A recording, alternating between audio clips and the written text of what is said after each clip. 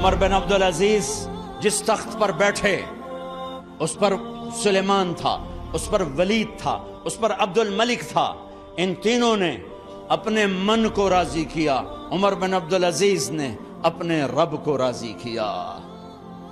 جب عمر بن عبدالعزیز کا وقت آیا مرنے کا تو انہوں نے بلایا رجا بن حیوہ سے، فرمایا کہ میں نے عبد الملک بن مروان چاچا بھی تھے سسر بھی تھے، ان کی بیٹی فاطمہ سے شادی ہوئی تھی. میں نے اس کو قبر میں اتارا، کفن کی گرہ کھول کے دیکھا تو اس کا چہرہ قبلے سے ہٹ چکا تھا، رنگ کالا سیاہ پڑ چکا تھا. عبد الملک بن مروان گورا چٹا تھا، یہ جگہ سرخ تھا، کالا. پھر میں نے ولید کو قبر میں اتارا، اس کا بیٹا 10 سال حکومت کی، اس نے 21 سال حکومت کی، اس نے 10 سال کی، ولید بن عبد الملک. میں نے اس کے کفن کی گرہ کو کھول کے دیکھا تو اس کا رنگ سیاہ ہو چکا تھا اور قبلہ کی طرف سے چہرہ پھر چکا تھا. پھر سلیمان کا واقعہ تو ابھی سنایا. پھر سلیمان کو قبر میں اتارا اور اس کے کفن کی گرہ کو کھول کے دیکھا تو اس کا چہرہ قبلے سے ہٹ چکا تھا. اب میں جا رہا ہوں، مجھے دیکھنا. پہلے تینوں نے حکومت کی پوجا کی اور عمر بن عبدالعزیز نے اپنے اللہ کی پوجا کی. انہوں نے ایک بڑا عجیب خطبہ دیا جب خلیفہ بنے. اے لوگو، بچپن میں شعر و شاعری کا شوق تھا تو میں شاعر بنا، تھوڑا سا اٹھان ہوئی تو علم کا شوق لگا، میں نے علم حاصل کیا. جوان ہوا تو فاطمہ بنت عبد الملک سے عشق ہوا، میں نے اس سے شادی کی.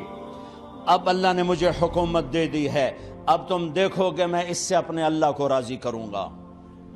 ہمارے حکمران تو ووٹ سے آتے ہیں اور چلے جاتے ہیں 4-5 سال کے بعد، ان کی وراثت میں حکومت آ رہی ہے اور 3 بر اعظم پر حکومت ہے اور ایسا روب دبدبہ ہے بنو امیہ کا، کوئی ان کے سامنے سر نہیں اٹھا سکتا.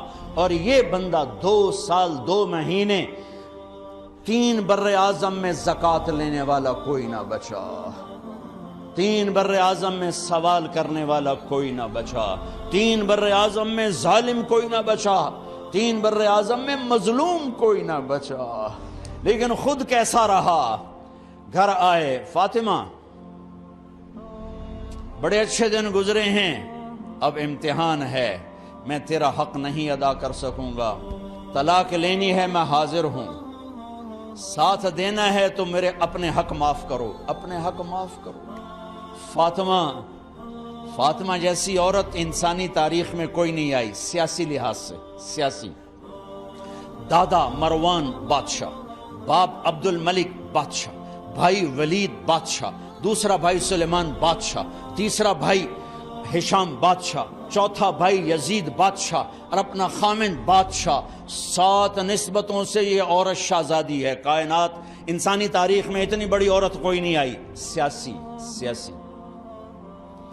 فاطمہ کہنے لگیں، عمر میں نے سکھ کے دن تیرے ساتھ گزارے ہیں، دکھ میں تجھے چھوڑ کے نہیں جاؤں گی، جاؤ میں نے اپنے سارے حق معاف کیے. پھر حضرت عمر بن عبدالعزیز کی راتیں اور دن کیسے گزرے؟ فاطمہ بنت عبد الملک فرماتی ہیں 2 سال 2 مہینے میں وہ میرے بستر پر میرے ساتھ نہیں لیٹے، انہیں غسل کی ضرورت نہیں پیش آئی.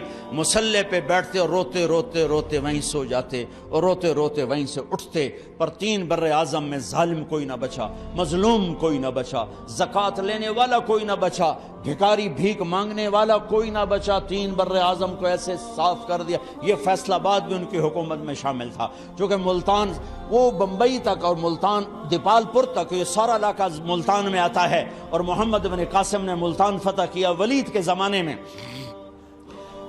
اپنی حکومت کو اللہ کی رضا کے لیے استعمال کیا. کیسے استعمال کیا؟ سارے مال فاطمہ کا سارا زیور بیت المال میں ڈال دیا،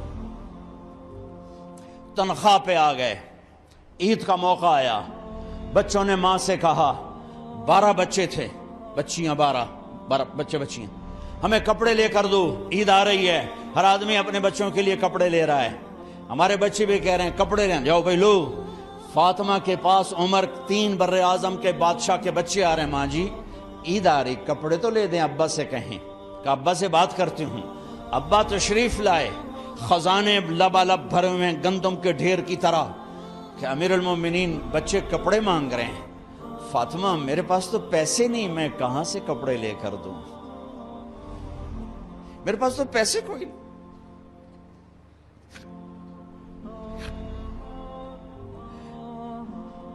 حضرت فاطمہ نے کہا پھر بچوں کا کیا کروں؟ کہا پھر مجھے بھی نہیں پتا کیا کروں. اس کے پہلے 3 حکمرانوں نے لوٹ مار کے بازار گرم کیے، ظلم و ستم کے پہاڑ توڑے، اور آج اسی خزانے پہ ایک شخص بیٹھا ہے جو اللہ کو راضی کرنے کے جھنڈے گاڑ رہا ہے. تو فاطمہ نے کہا آپ ایسا کریں، اگلے مہینے کی تنخواہ ایڈوانس لے لیں، اس سے میں اپنے بچوں کو کپڑے لے دیتی ہوں، اور گھر کا خرچہ میں مزدوری کر کے گھر کی روٹی چلا لوں گی. ارے اپنی تاریخ پڑھو، صرف ڈرامے ہی نہ دیکھتے رہ جاؤ، صرف گانے ہی نہ سنتے رہ جاؤ. اور بھی دکھ ہیں زمانے میں محبت کے سوا، راحتیں اور بھی ہیں وصل کی راحت کے سوا. انہوں نے اپنے بلایا وزیر خزانہ مزاحم، اپنا ہی غلام. ہاں بھائی مزاحم، ہمیں بچوں کے کپڑے چاہیے، تو اگلے مہینے کی تنخواہ ایڈوانس مل جائے. وہ کہنے لگے امیر المومنین آپ مجھے لکھ کر دے دیں کہ آپ 1 مہینہ زندہ رہیں گے، میں آپ کو تنخواہ دے دیتا ہوں. عمر بن عبدالعزیز سر جھکایا، اٹھے، گھر گئے. فاطمہ میرے بچوں سے کہہ دو کہ تمہارا باپ کپڑے لے کے نہیں دے سکتا. اپنی تاریخ تو دیکھو.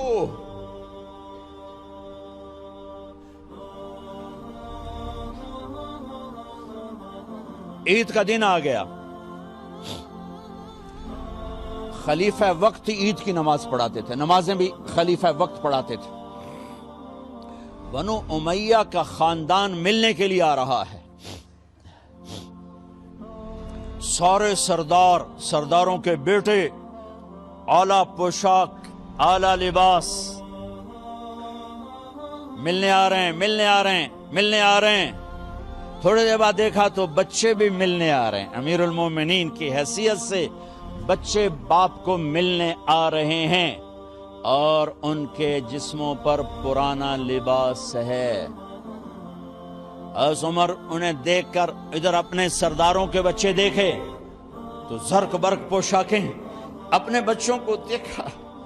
ارے اس باپ سے پوچھو جو سب کچھ کر سکتا ہو اور پھر مٹھی بند کر لے کہ نہیں میں نے حرام کی طرف نہیں جانا. بچوں کو دیکھا تو آنکھیں ڈبا گئیں، آنکھوں میں آنسو آ گئے. فرمایا میرے بچوں آج تمہیں اپنے باپ سے گلہ تو ہوگا کہ آج ہمارے باپ نے کپڑے ہی نہ لے کے دیے. ان کے ایک بیٹے ہیں عبد الملک، ان سے بھی 4 رات آگے تھے، ان سے پہلے ہی فوت ہو گئے تھے. کہنے لگے ابا جان آپ کو مبارک ہو، آپ نے قومی خزانے میں بددیانتی نہیں کی ہے، آپ کو مبارک ہو. آج ہمارا سر بلند ہے، ہم شرمندہ نہیں ہیں، ہم شرمندہ نہیں ہیں. انسانوں کو کپڑوں پہ نہیں تولا جاتا. آج کا میرا دیس کا مالدار اتنا فقیر ہو گیا ہے، اتنا چھوٹا ہو گیا ہے کہ وہ اپنا تعارف کروانے کے لیے 50 لاکھ کی گھڑی لیتا ہے، 6 لاکھ کا جوتا لیتا ہے. آج کی بیگم اتنی چھوٹی ہو گئی ہے کہ اپنے قد کو بڑا کرنے کے لیے وہ 10 لاکھ کا ہینڈ بیگ لیتی ہے کہ دیکھو میرا بیگ 10 لاکھ کا ہے. ارے میری بہن تو 10 ٹکے کی بھی نہیں رہی اگر تو نے بیگ سے اپنے آپ کو بڑا بنایا. او میرے دوست تو 2 ٹکے کا نہیں ہے اگر تو 10 لاکھ کے جوتے اور 50 لاکھ کی گاڑی سے اور 50 لاکھ کی گھڑی سے اگر تو بڑا بننا چاہتا ہے. ارے اس دھوکے سے نکلو. برینڈڈ کہاں جا رہے ہو؟ جب تم اپنی ذات میں بے قیمت ہو تو رب ذوالجلال کی قسم تمہاری گھڑیاں، تمہارے بیگ، تمہاری گاڑیاں، تمہارے بنگلے تمہاری عزت کو بڑھا نہیں سکتے۔ ابا جان آج ہمارا ساڈا ایتھے سر آ گیا ہے، سانو آج ساڈی عید ہو گئی کہ ساڈے ابے آج خیانت نہیں کی تھی۔ آج ہم خوشی سے بلند ہیں کہ ہمارے باپ نے بددیانتی نہیں کی۔ گھر میں تشریف لائے، کہنے لگے فاطمہ کچھ پیسے ہیں، میرا انگور کھانے کو جی چاہ۔ بس فاطمہ رونے لگی۔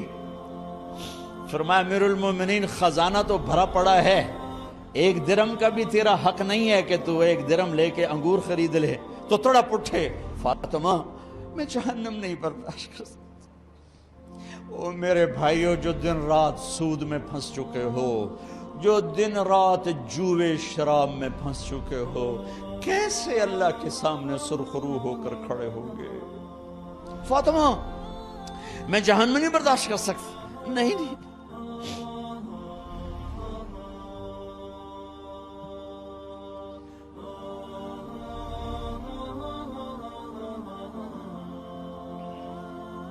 ایک رات گھر میں تشریف لائے، بچیاں بیٹیاں، منہ پہ ہاتھ، کپڑا رکھا، دوپٹہ رکھا منہ پہ، اور بات کریں۔ آپ نے پوچھا ارے کیا ہوا تمہیں، یہ منہ پہ کپڑا کیوں رکھتے ہو؟ تو خاموش ہو گئی، لیکن گھر کی خادمہ رو پڑی۔ کہا امیر المومنین آج آپ کی بیٹیوں نے کچا پیاز توڑ کے اس سے روٹی کھائی، سالن کوئی اور مسری دی دال ہی کوئی نہیں ہے، پیاز، کچے پیاز نہ روٹی۔ آج ساڈا مزدور جڑا کوئی نہ کوئی چٹنی بنا بند ہے، 3 بر اعظم دے بادشاہ دیاں دھیاں ہے کچے وصلہ نہ روٹی بیٹھیاں کھاندیاں۔ اور میرے آج کا تاجر کہتا ہے جھوٹ نہ بولوں تو کاروبار کیسے کروں، میرا افسر کہتا ہے رشوت نہ لوں تو گزارا کیسے کروں۔ تو عمر بن عبدالعزیز پھس پہ ہچکیوں کے ساتھ روئے کہ میری بچیوں میں تمہیں بڑے اچھے کھانے کھلا سکتا ہوں پر میں جہنم کی آگ برداشت نہیں کر سکتا۔ بھائیو اس بندے نے اپنے آپ کو ذبح کر دی، اللہ کو راضی کرنے کے لیے ذبح کر دی، اپنی ذات کو، اپنے جذبات کو، اپنے احساسات کو۔ جب گورنر ہوتے تھے نا تو حضرت فاطمہ کی ایک باندی تھی، ان سے انہیں عشق ہو گیا، تو اپنی بیگم سے کہتے یہ باندی مجھے گفٹ کر دو، وہ کہتی میں نہیں کرتی۔ جب یہ خلیفہ بنے کئی دفعہ ان سے کہتے مجھے ہدیہ کر دو، مجھے دے دو، وہ کہتی میں نہیں دیتی۔ جب یہ خلیفہ بنے تو ان کی بیگم نے اس باندی کو نہلایا، خوبصورت زیورات سے سجایا، عالی شان میک اپ کیا اور اس کا ہاتھ پکڑ کے لائی، امیر المومنین یہ آپ کی خدمت میں گفٹ ہے۔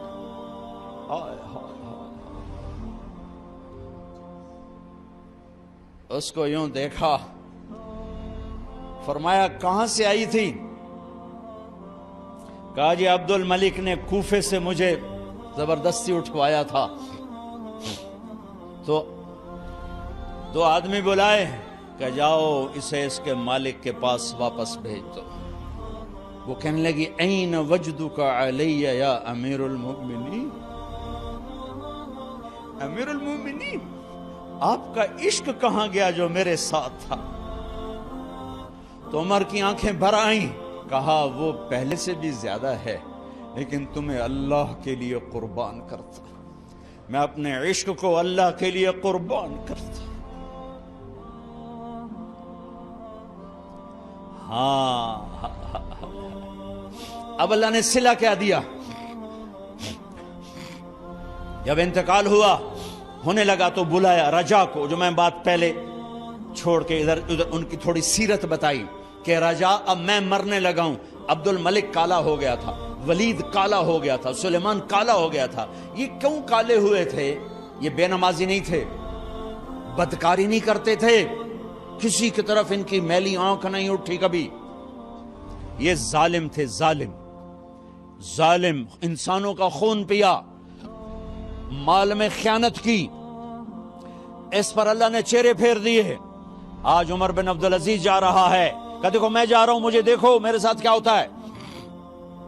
ان کا انتقال ہوا، ان کی میت قبر کے کنارے رکھی گئی اور اب نیچے اتارنا ہے۔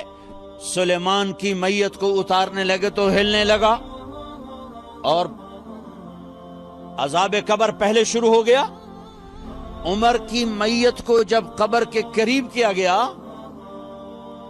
ایسے ہوا کا جھونکا آیا، ایک پرچہ ایسے لہراتا ہوا یوں آیا، یوں آیا، یوں آیا اور عمر کے سینے پر گر گیا۔ لوگ کٹھے ہو گئے، پرچے کو کھول کے دیکھا گیا تو اس پہ لکھا تھا بسم اللہ الرحمن الرحیم، براءۃ من اللہ لعمر بن عبد العزیز من النار۔ یہ پروانہ ہے اللہ کی طرف سے اس کے بندے عمر کے لیے کہ اسے جہنم سے نجات کی خوشخبری سنا دی جائے۔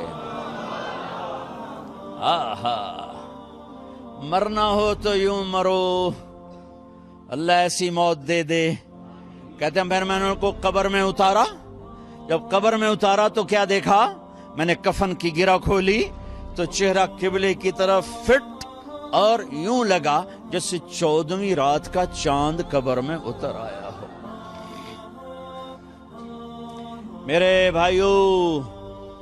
بھائیوں بہنوں، اپنے اللہ سے صلح کر لو، اپنے اللہ سے صلح کر لو، اس کے محبوب مصطفیٰ صلی اللہ علیہ وسلم کی غلامی میں آ جاؤ، آ جاؤ، آ جاؤ۔